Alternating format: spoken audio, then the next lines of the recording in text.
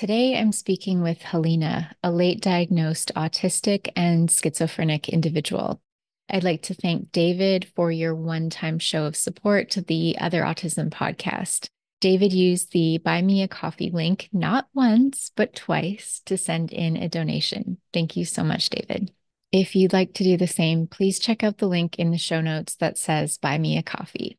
I'd also like to thank the patrons over on Patreon who sponsor the show and in return get some bonus content. I really appreciate their ongoing support and interest in the show. If you're curious to see what's going on over there, head on over to patreon.com/the other autism, all one word.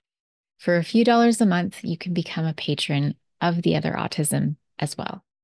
And with that, please say hello to my guest for today, Helena. Hello, my name is Helena. I'm 26 years old and I'm a late diagnosed autistic and schizophrenic. I'm going to college to study massage therapy, and I'm currently writing a book about my autism and my schizophrenia, but it's more of a fiction book. My book is about an autistic Black girl who was experimented on and has superhuman abilities. And it's a world where humans and aliens are working together, and there are some evil groups a part of the government, and there are the good groups, which are the rebellion. Were you inspired by any particular books or anything like shows or anything like that? I was a big fan of Marvel. Do you know when you're going to be finished or when you're going to put it out? I'm going to be putting it out around September. I just have to finish the editing and stuff. Were you born in Canada? I was born in Sudan. So, how old were you when you came to Canada? I was 7 years old. So, I'd like to talk about, if you're comfortable, talking more about your autism and schizophrenia diagnosis. How old were you when you got those diagnoses? I got diagnosed with autism around 23. It was supposed to be for schizophrenia, but then again, they were just like, "Oh, actually, we think you have autism," because the questions were similar to autistic questions. I started embracing that because it actually makes sense about how my life turned out. That must have been challenging growing up without knowing that about yourself. Well, since I was a kid, I've been excluded and bullied by teachers, especially with my schizophrenia. Like, I didn't know what it was, but I kept on seeing and feeling things. And then, like, the hallucinations are bullying me. And sometimes the hallucinations are based on what I went through. That really triggers me. So I sometimes yell at a locker or yell at a wall. That's really hard because you expect a teacher to be the one protecting you Yeah. and the one who knows better. That's really hard. I'm sorry you went through that. And what about other kids? The other kids, like, they seemed friendly, but as I grew older, it was easier to manage when I was really little at first. But as I grew older, it started to get worse because I was still bullied because I still had autism. Well, I still have autism. I'm just curious how your life has changed since like before and after the diagnoses. Well, I feel more seen, and I feel like I can be more like myself and get to know myself a little bit better and have more self-compassion. In my personal experience, it's really hard, but especially in making friends. And I do have communication issues. I struggle with social cues, and I tend to say inappropriate things at the wrong times, which can make people take me the wrong way. With my schizophrenia diagnosis, I can see, feel, and hear things that aren't there. It's really hard to tell what's real and what isn't. And I do take schizophrenia pills, and that helps me a little bit. What did your family members say when you were going through the assessment process, or were they helpful and supportive? Like, what was that process like? To be honest, it was a little frustrating because my parents are immigrants. They're having a hard time understanding where I'm coming from. And I did try to explain to my mom, but all she said was just pray about it and it will go away. But I know that's not how it works. Has it been better though since you have that diagnosis, or It's better for me. But I do have my siblings that do help me be more in control of myself. do you have a message for adults who are in the process or contemplating the process of going through the assessments for either autism or schizophrenia? It can be a little bit scary, but once you do that, you'll have a good understanding about yourself. later on. Just know that you're not the only one going through this. I've went through it, so you can do it too. What are your hobbies or special interests? My special interests are superheroes, aliens, and superpowers. And that's what I've been writing about. I like writing too because it helps me process my thoughts and it's easier for me to communicate through writing because sometimes my speech can be a little bit disorganized and sometimes it takes time to process what I want to say to people, and people sometimes have a hard time understanding that. What are autistic traits that you love the most in yourself? I love how I can be very creative because even at work, I can design certain things.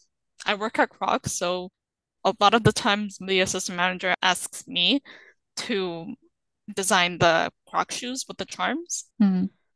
And what about for schizophrenia? What are your traits there that you love the most?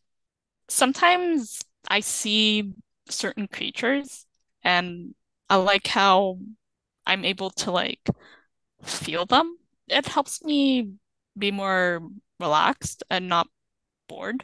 What are things that you do in the day to kind of keep yourself grounded? Well, I mostly write and play video games. I like Kingdom Hearts. Kingdom Hearts is my fanatic. What are some other pointers or tips you can think of?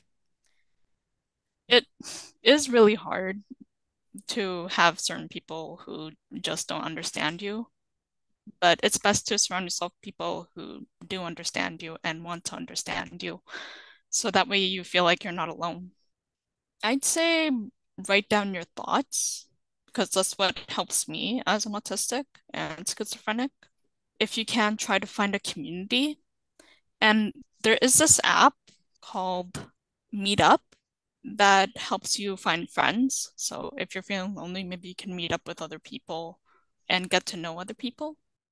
I know some people have sensory challenges. Do you have those as well? I'm a very picky eater and it depends on the texture. I love very soft textures or crispy textures.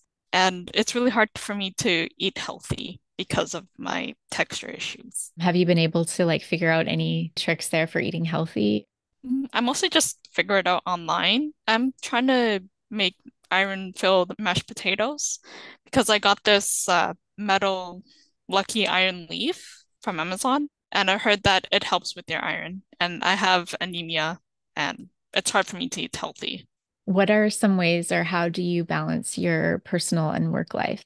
So I balance it by, well, I rest a lot because I do have burnout from always masking my autism.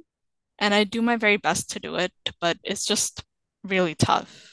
Do you consciously try to unmask, or is that something you haven't really started doing yet? I know it's challenging. Well, I unmask at home, and I do get exhausted from constant communication from people. For you, what's the difference between masking and unmasking? Masking is when you take away your flaws that people don't want to see, and unmasking is just being yourself without fearing the consequences. Like sometimes like I do these dances and I like to stim because it helps me relieve stress, especially when I listen to music. I just even at work, like I do sway a lot. It's hard because like there's this huge drive in the autistic community to unmask, but then that's not necessarily safe. I think it could even be less safe for those people of color and women especially. So I think there's like arguments to be made for keeping our mask on sometimes, as Yeah, hard as I that is. totally agree with you. Yeah. What's it been like for you to live with racism and ableism at the same time? It's really hard because there's this other girl that, I mean, I was friends with her. We're still friends to this day. She was considered popular because people were more nicer to her. But when it came to me, it's like I'm just this person that's just there. And I was considered bad as a kid because it felt like no matter what I do, it's just I'm not good enough for these adults. What are some things you've done to like counter that, I guess? Go to cognitive behavioral therapy, which did help me a lot, and keep reminding myself that those perceptions of me were not true. And it's still hard for me to this day to like heal from that. but I'm still trying to heal from it. I did certain things that neurotypicals didn't like, especially the teachers, like they were really harsh towards me. Once you're finished school, and you have your degree, what would you like your life to look like at that point? I would like to see myself feeling more accomplished and helping other people with injuries because I have an injury myself from a car accident about 3 years ago. Is that what inspired you to get into that specific degree program? Yeah, I did. Yeah, I'm thinking about living elsewhere, but considering there's a financial crisis right now, it's kind of hard. Yeah, for sure, for sure. Yeah. The picture you sent me, there was a cat. It was very cute. Yeah. Is that your cat?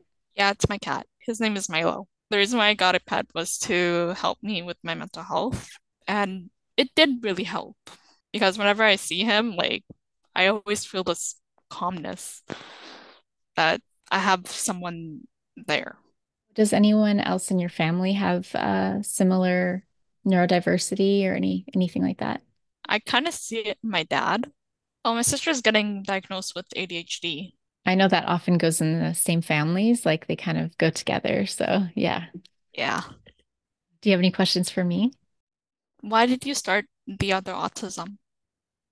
Well, I was late diagnosed. So I was in my late 30s when I was diagnosed, and I'm already into like research and things like that because I'm a research communication specialist. And so I wanted to have a way to, because I found trouble finding evidence-based content, especially like online, and a lot of the content was very old, so it was very negative.